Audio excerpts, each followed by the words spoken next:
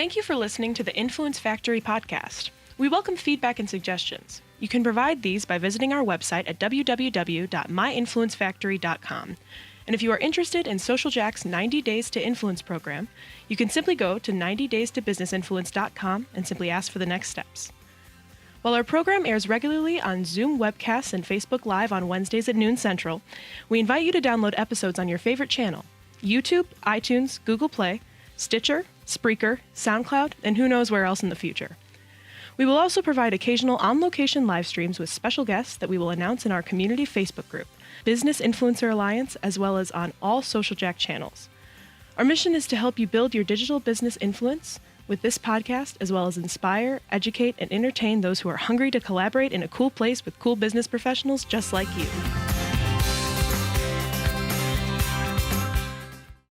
Today's show is brought to you by Plannable. Plannable.io gives your social media team everything they need to really move their creative process forward. It allows you to preview social media posts as they are live, real time. No more screenshots, mock-ups, spreadsheets. Your clients can review content from within the platform. And do you have anything to say about it, Monica?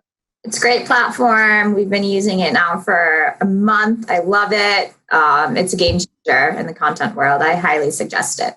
Yeah, go to Plannable, Planable.io to start your free trial today. We think you should know more about it. So come on down, play. All right, That's thank you. His name. Yeah. Well, introduce yourself and tell people what you're all about. Okay, so basically Play, it's an online video maker. Our goal is to allow anybody to make a really cool video in just a few minutes, no skills required. So that's why we build Play. We come from Paris, France. We built the platform 2 years ago, and now we're doing good in France, in Europe, and we thought, why not the States? So land in yeah. New York like everybody Of course, else does. yeah. Yeah, let's start. It's like you want to make it in America, you come to New York, you see like how it goes, and so far like people are really interested. Everybody here, I think, understand the importance of video in communication, whether you be on social media or marketing or even internal communication or HR, for example, for recruiting. There is a video everywhere today, and it's not always easy for communicators to make their videos. So that's where Play comes in.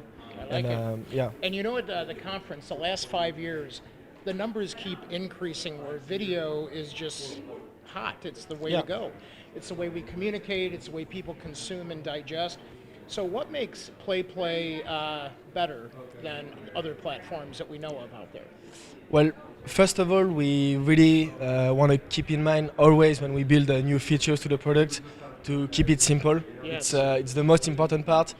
Today, like it's important. It's not everybody has a lot of time to make videos. They don't know how to do. So every feature we make on Play, we keep it simple so that you don't spend more than 10-15 minutes. And second thing really important is the quality of our motion design. So basically we have an internal team of motion designer who work every day to make new screens, new video templates. Nice. Yeah, I saw the templates that you had. Yeah, That's exactly. Awesome. Yeah. Because sometimes, as creative as we think we are, there's always a better idea. Yeah. And so I think you serve that area of the market. Yeah. No, it's really important that we keep in touch with the market first, the trends in motion design, and then all the feedback we get from our clients, different use case every day. Probably gonna discover some new use case here for videos. So every day, every week we renew the templates. Love it. So we're on the broadcast live. It's called the Influence Factory. Yeah. We help people develop influence. Okay. So let's say that I'm a business professional, services company, and I'm new to video. So what advice would you give me in terms of getting my brand out there? Well, there is different stuff you want to do first. If you're like doing the influence for yourself, you want to be, of course, really present on social platform. Right. So first of all, it's important to know who you're talking to, Yep. where your audience is. So it may be on Twitter, it may be on Facebook, or it may be a way younger audience on stuff like TikTok, Snapchat, who knows.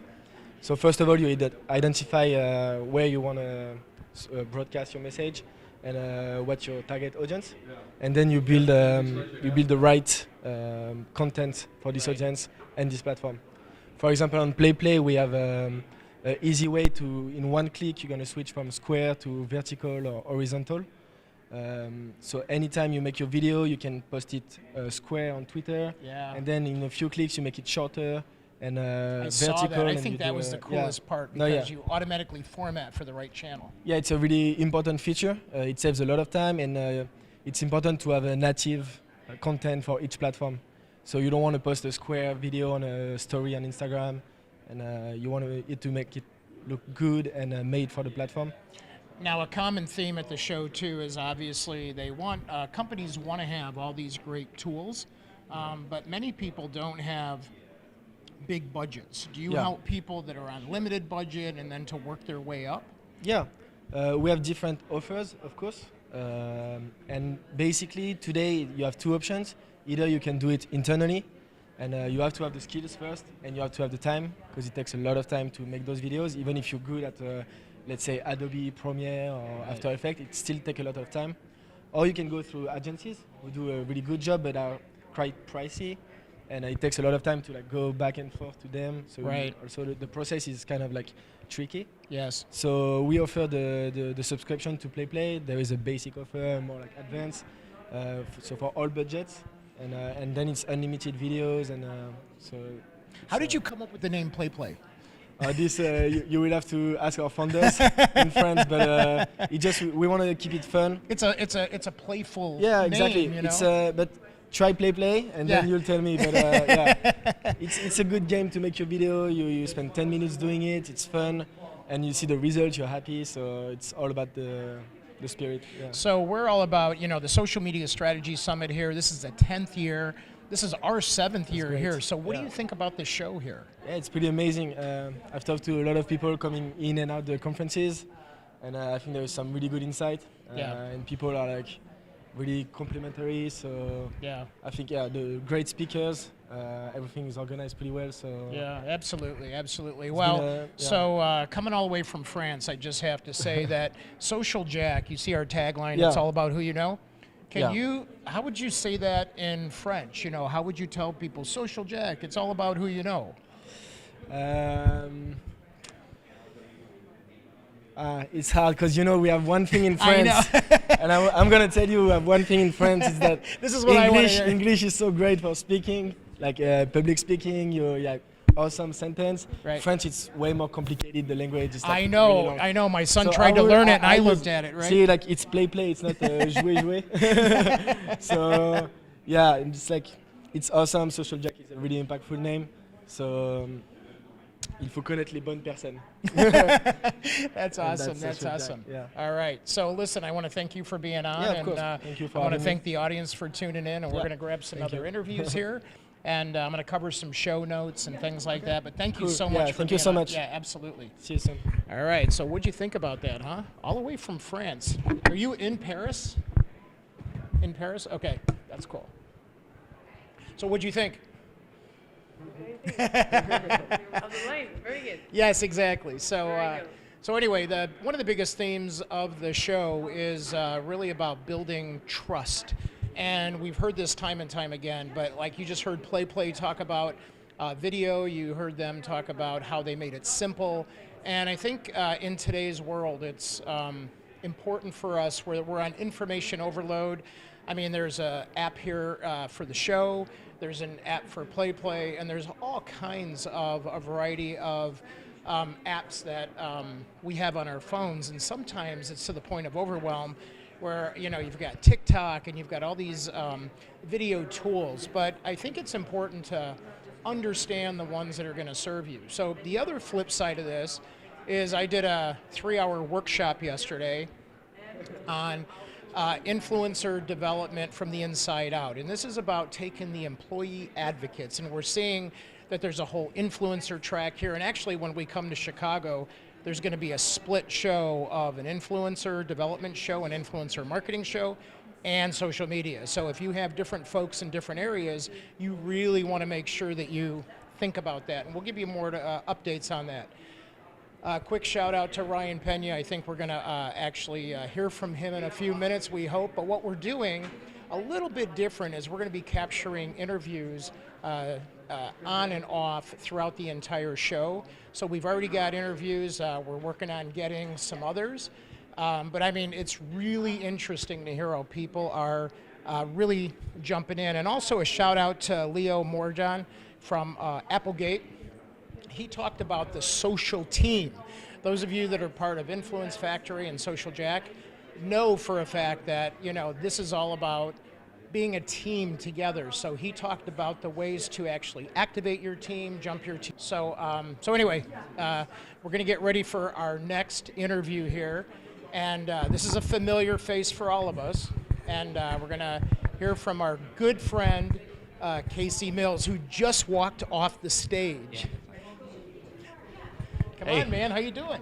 Always doing well. Always good to have you on. So that was a killer session. Can you maybe just summarize exactly what you were sort of conveying in there? Because I thought you had a lot of good messages. I was tweeting out for you, by the way. Oh, wonderful. Well, thank you. Yes, so yes. we focused a session really on B2B social media and how to engage niche audiences. And one of the insights that we really had is we work with a lot of B2B clients, and B2B audiences are notoriously difficult to target on social media, right? You can only drill down so far. And so how do you do that, and how do you talk to people who are experts in their field and be credible, right? Because the content barrier, just in terms of the knowledge you have to be able to speak on those topics, is so high. So how do you do that as a person who works in a basement in Lincoln, Nebraska, and talk to folks across the country, in Florida, for instance, about what kind of fertilizer they need to put down when? Right. And I liked how you inserted humor in there. Yeah. I thought that was very clever. Can you explain that a little bit? Well, that's one of the insights, right? If you go out and you talk to any landscape contractors, they've all got great senses of humor. They're big personalities. They, you know, that's just part of the industry. And so it seemed wrong to go out and try and like talk on a human level to them without having that as part of it, right? It doesn't have to be everything that we're doing, but you know, they're very similar to advertising people, right? Like we like to joke around, we like to have fun, but at the same time, when it gets down to business, we're as serious as it gets. Right. Yeah. And then I noticed that you had a video in there, right, when you had the gentleman, and that was a funny video. Yep. So so in that, if someone's thinking about getting the message out there, and we just heard from PlayPlay, which is a video platform, what are you seeing in video that's really working the best out there from the campaigns that you're working on?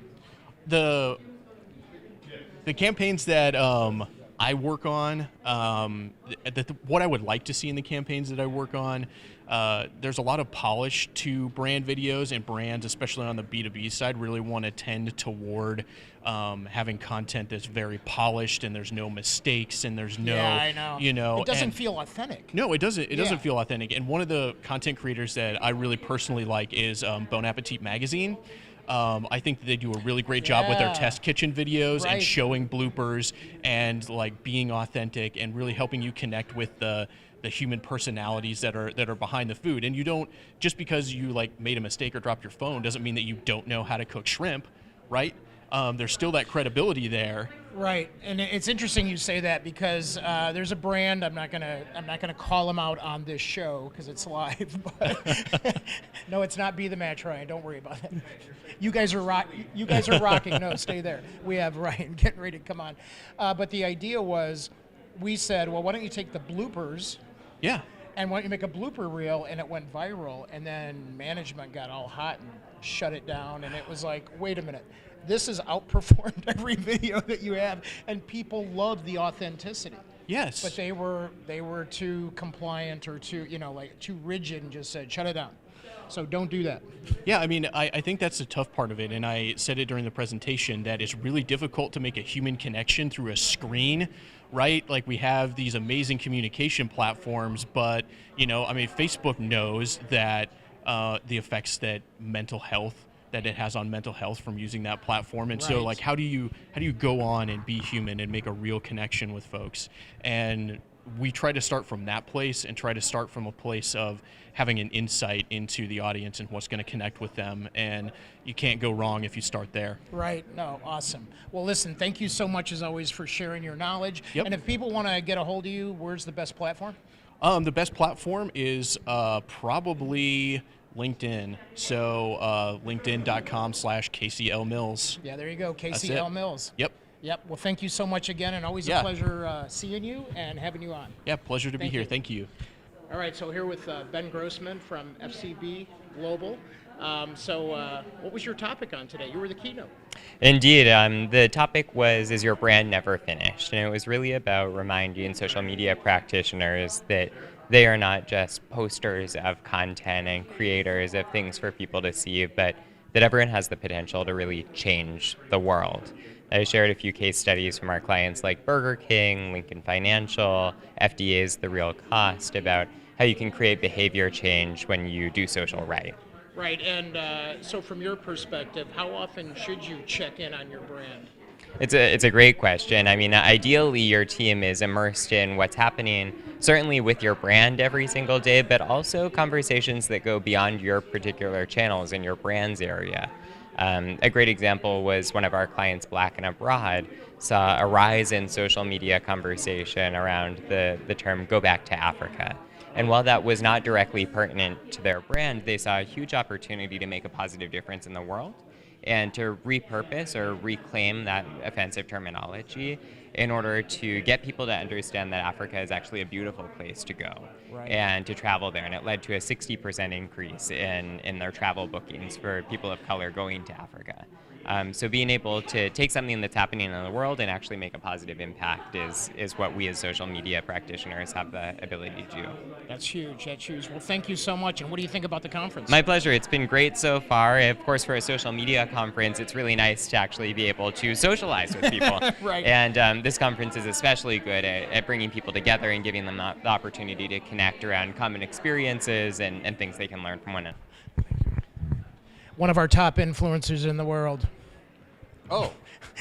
So, didn't realize people were there. I love that you're UV protected and you keep the sticker on. Do you keep the tag on your hat too? Because I think that thing has gone away. I was wondering what that spot was. Yeah, right, exactly. All right. Woo! You've been emceeing this whole thing, and you've taken time out for the Influence Factory. So, of course. So, what do you think so far? Oh, it's great. It's always great. I mean, I just heard from Casey, who I know you just talked to, but just heard him up there talking about some really interesting tactics and approaches to really make B2B marketing successful, which, every time we say B2B marketing, that's like, oh my gosh, that's scary. But I came, before Be The Match, I came from a B2B custom software company, and we figured out a way too to make valuable content that could really be on any feed and be interesting as an awareness, but also how we can use paid to target people and get them to engage. But no, this event has been great. Definitely you and I are biased because we know from previous events that... Well, I'm on year 7 of 10. I didn't realize it was the 10th anniversary. I lost count, but I'm probably there with you. But yeah, it's always an event where, because we have 3 of these throughout the year, there's, it's not a huge amount of people, but there's a couple hundred, and there... Did you see how many people were first-timers? Majority of them, which is amazing. I know. Amazing. I was like, wow. And so, yeah, with that, I mean, you find out pretty quickly that you're not alone in the struggles that you're having in social media. You hear from those people on the stage that they're going through those same challenges, whether it's budget restrictions, staff restrictions, all the above. And so it becomes relatable. And I like that about this event. Well, and what's interesting, I think you nailed it when you said budget restrictions. I had a full workshop, and 80% of the people were literally, I have no budget. So give your people budget, man, at least a little bit, right, to something to work with. Yeah, you got to give them something so they can show the impact that it can make. And then even if it's a small budget, then you can take that and you can say, this is what we're able to do with this budget. Just imagine what we could do if we want to build more of that. We're going to, need to validate and have a higher budget. But I think the most interesting thing for me, which was, I don't know if it was probably the most popular thing, but I found it really interesting, was actually Ben's talk right away in the morning. When he was talking about a personal example that, in his personal feed, he was just Googling white sneakers, and then He just screenshotted it all within minutes. I saw your tweet, and that made me like go check it out. Yeah, So, yeah. all the ads that he was served up from different organizations, different brands for white sneakers in the span of like not even 2 hours. Right. But that is the norm. If we think about that, we probably have that happen to us from time to time. But the fact that he uses that as one of many ways to direct the strategy that he puts forth in his agency and the work that they do with clients, I think is great, because he's thinking about that end user experience and how can you use those targeted, campaigns in a way that's more meaningful versus in a way that's just a bunch of noise and you don't know which sneaker's which anymore because you got all these brands that are competing against each other. So I thought that was an interesting perspective to highlight for social media experts. Take a step back and also look at your experience on your own personal channels. So Now, my thing is, influencer marketing development and employee advocacy. So I'm excited to see there's an entire track dedicated to that. Mm-hmm. So what are you seeing out there in terms of activating employees, humanizing the brand? Are you seeing more of it from your perspective? Well, so for me personally in our brand, I'd like to see more of it, honestly.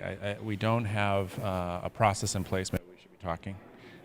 We are talking. Oh, but I mean, like, No, in the real world, this is not real. Is this Right. real? Is this real? Oh my gosh, this is real. You're real. But we don't have a solution right now because we're taking kind of chunk by chunk by chunk, as some people mentioned up on stage, like what can you do really well right now in terms of change management for your social media strategy. Advocacy is a big part of that we haven't gotten into yet, because when we do it, I want to do it right. Yes. And I want to do it with the community right. And so I think that's a huge opportunity anytime. I mean, no matter how long social media is out there, anytime that you can go behind the brand and show the people that are behind that, the passion that they have and the drive that they have, and also the personal stories that they have about their passion for this organization. That's actually what we used in the software company that I worked for. We highlighted those developers, those designers, those PMs. But we didn't just say, "Tell us what you do for your role." Didn't you do like a personalized thing too, where you sent out the mugs or the coffee?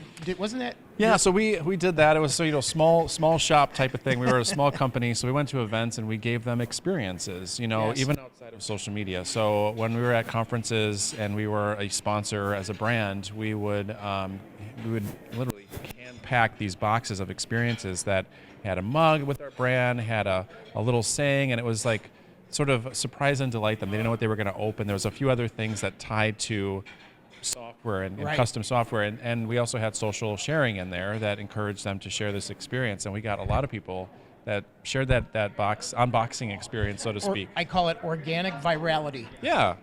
So I just made that up, by the way. It was huge. I'm sure it's going viral right now. Ooh, it's trending. Organically. Hashtag. Yeah. Are you about ready for lunch? I scarfed down food before I came here did, because I wanted to make sure I had the energy and enthusiasm for everyone that's watching right now. Woohoo! Hey, listen, I'm going to go outside the box here. Do you have an extra couple minutes? I do, for you, yes. I would like you to interview Breanna Jacobs, who runs this conference, because you spend so much time up on stage talking to everyone else, but not to each other. Would you mind doing that for a few minutes? She's a nice person. She really is. We talk about her on our show all the time. Yeah. Okay. Let's just do it. Let's just do it. Yeah. Unprecedented. We've never done this. Gosh. Should I go on this side or should I stay here? This is crazy. I don't.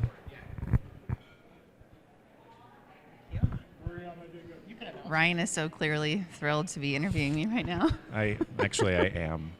And it's Barbara, right? We're here with Barbara. Breanna. Jensen. Breanna. No. So I do have a long, just as Dean does as well, a long history with Breanna. It's been awesome. So just before I interview you, because I don't even know what I'm going to ask you, but anyway, before I interview you, I just want to give a quick shout out to this lady because I think it does speak to the event itself. And I was just saying this at the lunch table with several people.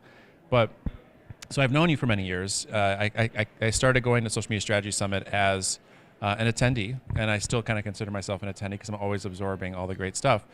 But for the first couple of years I was an attendee, and then she took a chance on me when I said, I think I have got something here from this company I'm working for. She gave me that stage, and then since then I've developed my speaking career thanks to Breanna. So I have other organizations reaching out to me, so that's one thing. But the other thing is, the reason why I keep coming back to this conference specifically is based on just the pure passion that you have for making these conferences better and better and better. They're always great, but you definitely take into consideration, I know from personal experience, the feedback that we get from the attendees. You share that individually with each person. You send an individual email like, here's your feedback, with the actual write-ups of what people have said. And that helps us get better professionally, but it also helps her determine in the future conferences, which ones do we want to have back, and what do we need to do to make sure we're bringing quality speakers back. So I really want to give you kudos to that. Oh, thank you. And then I'm going to just pause for a minute because I'm wondering if you can say some nice things about me. It is. I mean, it's always. I love and Ryan is the speaker that's I think has stuck around along with Dean. Dean has been here for a number of years too, but it's always kind of fun when a speaker comes first as an attendee and they love the event enough and are passionate about the topic enough to want to come back as a speaker. And in Ryan's case, an MC. All of the events each year, but it's been and we've obviously become friends and colleagues, and so. It's a denial, not the whole thing. But yeah, no, it's great to have Ryan back every year. And I was kidding about the compliments. Oh. But all right. So now that people kind of understand, that you are really the person behind all the great work that this event gives people to experience. So in your words, I'm just curious, like, what drives you to create the events that we're experiencing today? What goes into that from your perspective, and what are some of the challenges that you're faced with? I mean, it's what drives me. So this is what we were just talking about. We're talking about behind the scenes stuff and what people really want to know. Yeah. So like okay, she got planning. Speakers, they're there, it's great, but what really goes on behind the scenes? Like, what do you have to do? For me, this, all the speaker invites, I mean, that's kind of me just personally researching speakers and brands that I think would make for compelling case studies on the agenda, and kind of sending out those personal invites to see if they want to be involved in the conference. And from there, I mean, the speakers are always great in connecting me with other people. And so that's kind of really built out the community, the social media community over the last couple of years. So that's really rewarding for me. Challenges. Well, so another way to think of this too is with the speakers. So right now, for example, when you were putting this one together, what are some of the brands that you were really like, oh my gosh, we got this brand? Like, what are some of those cool brands that you're really excited about that's here? So in each location, I try to make it a little bit unique to each city and have brands that are well known in that location. So here, I mean, we had Shake Shack that was featured on one of our panels today. We had Southwest, which is not local to New York, but that's a really cool airline brand. Grubhub is here. Microsoft. We have Lyft, who's local to New York. Come talk about their influencer marketing strategy. So those are some brands that I was really excited about. Yeah. Oh, and Be the Match too is a great. Be Match. Should have been first on my list. My bad. I thought we were just going to talk about one brand, but it's fine. So no, and I think the other piece that's interesting is I don't know if you have anything to say about this, but when I was having lunch really quick, someone sat down at the table and I was like, "Hi, what do you do?" Just normal conversation, and she's like, "Oh, I do social media for Audible." I was like, "Oh, cool!" Like you could just sit down with somebody and they're an attendee, and she's just talking about the work that she does there, and then all of a sudden we're going into like, oh my gosh, I have that same challenge, or oh, I don't have budget, or I boost these kind of posts. So it's really interesting that whether they're speakers, attendees, you can just get to know any type of person that's here because it's not like this 1,000+ audience. So is that a part of the strategy that you think about with different events throughout the year, or? Yeah, I mean that's kind of one of the big, benefits of attending social media is that, I stress that the speakers oftentimes will attend the full event. So they're not, we're not in a crowd of thousands and they're not up on the stage giving their talk and then sort of disappearing. They're really here to meet with the attendees. And, the insights also come, as much from the speakers as they do from the other attendees, and having that dialogue and those conversations and really getting to know the other attendees. But I'm, always working on ways to facilitate those really good conversations and helping people meet each other and network, and like the roundtable discussions that we have coming up later this afternoon, where it's really focused on that, conversation-driven types of session and networking opportunities. Okay. So talk a little bit about like who is Breanna outside the conference? Like what are you into? What are your hobbies? Like humanize yourself a little bit. I don't know. I mean, What do I like to do? I know what you like to do because we're friends. I'm a pretty big bookworm, so I love to read. What's your book right now that you're reading, or what's the recent one that you're excited about? I am reading The Hitchhiker's Guide to the Galaxy. Okay. Oh, wow. I've never read that before. Okay. I was trying to get some more. Actually, Oh my gosh. So personal. I don't know where this came from. We're both in it. Yes. we Also, are. may I highly recommend Digital Business Influence by Dean Delisle. Great read. Also top of my list. I read that to my 3-year-old every night. She loves it. She's an influencer. What else do I like to do? Travel, hiking. Hiking. Yep. Yeah. Pretty active gym goer, weightlifting. Okay. It's a hobby. I enjoy it. Should have said that with a deeper voice. Oh, God. Yeah, she said that. Yeah, She said that if you were listening. Backpacking. I like getting out into the mountains, the wilderness. Yeah. Yeah. That's Yeah. that make me sound interesting enough. What do you guys think? Let's do a live poll right now. Should be coming up on your screen. No, I don't know if that's even possible. I don't know. Oh my gosh. Is this informative? Is this the information that you came here to learn about Breanna? Or do you want more? Are you disappointed? Or are you happy? Oh, that's a good question. Oh, yeah. Oh. Hey, you guys, listen. You still in there? I really want to know. Breanna's really curious, actually, as well. So next Social Media Strategy Summit is when? San Francisco, February 4th to the 6th. Just got the date set. Yep. Curious if you're going to be there, because we're probably going to be there, and you could actually do that. And then I'll be there. She would actually be there. So we want to know, are you going to be there in February? Let's hear it. Everybody says yes. Everyone says yes? Unanimous? For Chicago, because I heard there's a Oh, the influencer. That's right. We have our okay. That's a good one to talk about. Chicago event in April 28th to the 30th. We're co-locating an influencer marketing strategy summit. So it's our launch event that'll be co-located with our social media event. So with your ticket to the influencer event, you can also access all of the social media sessions. But it's very dedicated, brands and agencies that are seeing success in growing and launching influencer programs, and really what it takes to execute a successful program, and really learning from the brands that are seeing success in the space. Yeah, you can see from this example that Breanna puts a lot of thought into this. I mean, heck, she even picked the venue today. She picked this venue because it was attached to a diner called TikTok. So that was planned. What other conference producers do something like that? So come on, let's give it up. All right, I'm out of questions. You guys have been great. I love all the applause. I can't even hear myself right now because this camera is so loud with all the people that I can't see. How did I do? Did I do okay? Yeah? Is this good? What's next? Are we doing Thank you. the dance that we were supposed to do? Okay, put down the mic.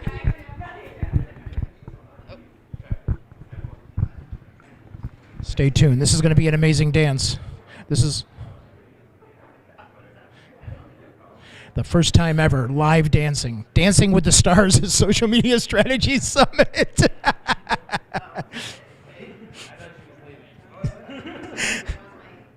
That was awesome. All right. I'm going to let Dean Thank come you back so in. Thank much. you all. It's just beautiful. Woo, Thank you. I'll close it out. I'll close it out with you. Come on, we never Okay, close this out. All right, so live from New York. It's the Influence Social Media Factory. Strategy Summit. Yeah, Influence live from New York. It's the Influence Factory. Let's take that from the top, please. They love the bloopers. Okay. Yeah. Live from New York, it's social media. Social media. We'll do Influence Factory, then social media. Okay. Live from New York, it's Influence Influencers Factory. Factory. Take 5. One more time. Yes, there you go. Live from New York, it's Influence Factory. At Social Media Strategy Summit. So don't forget. We'll see you at the next one. See you next one. So I'm here with Katelyn. and you were with one company and now you're with another company. Tell us about that. Yeah. Because it was like, I'm sitting out there, I'm going, he goes, Katelyn has a session. And I go, I got to go see it. And then I go, wait. Where is she? I don't see the ampersand. No. So I was with Dun & Bradstreet for 5.5 years. I graduated college and started there immediately, and worked on social media for that time, and then ended up being the global head of social media employee advocacy. And then Sterling is where I'm at now. They came knocking, and I could not turn down the opportunity. So now I lead social media at Sterling. So. You know, and one thing, the reason I was so connected and attracted to your talk at MDMC in St. Louis, yes. We're at Social Media Strategy Summit in New York, because I was so enamored with your talk on advocacy, and I'm like, she speaks exactly like we do at Social Jack. And so so I loved how you made it so simple up there and gave very actionable items. So maybe just cover one or two of those things now for people that are like, should we get our employees involved? Yeah, so the reason why my presentation was so simple and so easy, because employee advocacy needs to be easy. You're supposed to encourage your employees to go out and be on social media and build their personal brands, because it's helping your brand too as a company. Like main takeaways, you really need like the best of the best at your company in an employee advocacy program, and not just best like they know how to navigate the social media landscape, the best that like they're excited and they want to talk about your company. So true brand advocates and are willing to learn. So you really need the best of the best in there. I'm trying, and again, I have one. Yeah, I tweeted it out. Oh, you did? I had to look at my tweets. I know. You said do not make training mandatory. No, do not. Like, no, yes, no. Somebody else says that. No, so don't make it needs to be training needs to be available. It does not need to be mandatory. And leaders will step up on their own, right? Absolutely. Yes, it will rise. Yes. Leaders will rise. And it's just it has to be just a natural conversation. So if someone asks to join the platform, if a team asks to join the platform, you say, okay, great. Do you need some time for us to walk through it? Or here's a recording of me doing my last training session. Here's a pamphlet from a company like LinkedIn Elevate. Here's a checklist. Here's everything you need. Just putting it in their hands. If they want to be trained, they'll be trained. There are some people that I've had go into the platform and just know it magically. Maybe they had it at a previous company, or they just get it. Yeah. They just know they're very digital. They want to get in. They just like to play around with things. So be it. So don't force that on people. Yeah, it's interesting because we do a lot of coaching and training around the system of advocacy, and we call them your internal influencers, because we have so many people that come to us and go get us this person, and I go, you have people. You do. You have brand champions. Use those people. So. Yeah. No, and that's why a lot of people do say sometimes that employee advocacy is influencer marketing. At the Social Media Strategy Summit right now, that is the name of the track of influencer marketing, because it's true. I mean, your employees can be influencers. While you do need to partner with external influencers as well, like you just said, look internally first. Look at everyone, because you'd be surprised with how strong some personal brands are that are sitting right next to you. Right, and then you already have fans of the brand. Absolutely. And then I liked, because we say this too, about you're helping them build their personal brand, and if the brand is more successful, it generates more revenue, and you can pay people more that are helping elevate the brand. Yeah. How simple. Yeah, there's data behind everything, there's money behind everything, and if you do a program like this, it's there. It's going to be there for you. And I think we're pleased to have you on the Influence Factory coming up, right? Yes, I think it's 2 weeks. Yes. Oh, next week? Oh my God! No, I am. Internet time travel. Things move fast. I know. Honestly, it's like already the end of October. Like, where to go? Yeah, I can see myself. Woohoo! All right. Well, with that being said, I want to thank you so much, and I loved your talk. Thank you. And again, where's the best place to connect with you? Best place is probably Twitter. So I'm at Katelyn Brower _. And then I am on LinkedIn too. So you'll find me Katelyn Brower. So definitely connect with me. I'm always on. Like you said, I'm always on Twitter. So you can't miss me there. And I endorse this lady as a speaker. So book her. Thank you. Do you have any quick takeaways that you've learned that you're like, I got to do this when I get back? When I get back, start searching and finding our employees that are going to be our targets for advocates to try and kick off a pilot program to see how it goes and then kind of build from there. But taking back what we've discussed and all this stuff to try and help target those people and how to pick the right people is going to be huge. All right, I'm here with my good friend Bill Chivil. He has just got done speaking at the Social Media Strategy Summit and killed it, of course. Well, everybody's dead. No, I'm just kidding. So what did you think? It's your first time here. It was exciting. Usually I speak to groups of 10, 15 at the most. This was a good 75, 80 people. It's a little scary, filling up the time, but at the same thing, enjoying getting to know the audience and engaging with them. Yeah, what was the topic that you covered for them? Talked about brand authenticity, using online communities to extend your brand, but being authentic, how to drive engagement with the communities. Yeah, good. And then what were a couple of the key things for the folks that are watching this that they could take away that just resonated with everybody? What resonated is, one is defining user-defined content versus branded content. And a lot of the audience members were talking about their own branding departments were not comfortable with user-defined content. What are strategies to get buy-in to try it? And we talked about looking at their competitors. If your competitors are doing it, chances are you might want to also. And the second thing is that they can drive the user-generated content by creating events through their virtual communities and out there in the actual world with events, film it and create the content with their users, partner with them. So that was something that seemed to resonate with people. Absolutely. So for Social Media Strategy Summit, first time here, what would you tell people why it'd be a good conference to come to? I think it's a terrific conference because it's something we're all learning. Everyone here in this room, everyone who spoke, everyone who watched is learning. This is something new. It's going to be new 10 years from now, but there's constantly new things going out there. So it's important because you're not only up to speed on what the latest things are, but you get ideas by talking with your colleagues and your peers. And I think it's big enough to get what you need, and it's small enough to get to meet who you want to meet. I hear that a lot, but go ahead. Yeah, right. It's all about that. All right, so you want to give a quick shout out to Social Jack? Social Jack and Bill Chivil, USIS. Thanks for having us. See you soon. Social Media Strategy Summit in New York, and that's a wrap.